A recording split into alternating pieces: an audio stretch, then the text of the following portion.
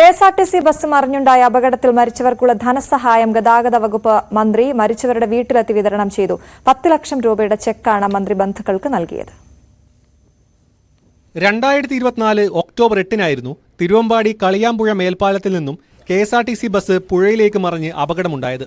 അപകടത്തിൽ മരിച്ച കോടഞ്ചേരി പഞ്ചായത്തിലെ കണ്ടപ്പഞ്ചാൽ സ്വദേശിനി കമല, തിരുവമ്പാടി പഞ്ചായത്തിലെ ആനക്കാംപൊയിൽ സ്വദേശിനി ത്രേസ്യാമ്മ എന്നിവരുടെ കുടുംബങ്ങൾക്കുള്ള ധനസഹായമാണ് വീടുകൾ നേരിട്ടെത്തി മന്ത്രി ഗണേഷ് കുമാർ വിതരണം ചെയ്തത്.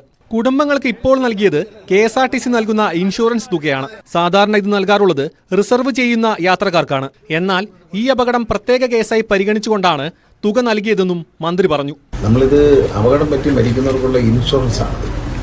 അപ്പോൾ അത് കെഎസ്ആർടിസി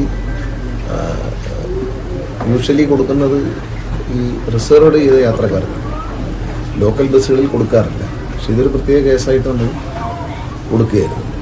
അന്ന് പരിക്ക് പറ്റിയവർക്കുള്ള ചിലവുണ്ട്. നഷ്ടപരിഹാരം അന്ന് കെഎസ്ആർടിസി പറഞ്ഞിരുന്നില്ല.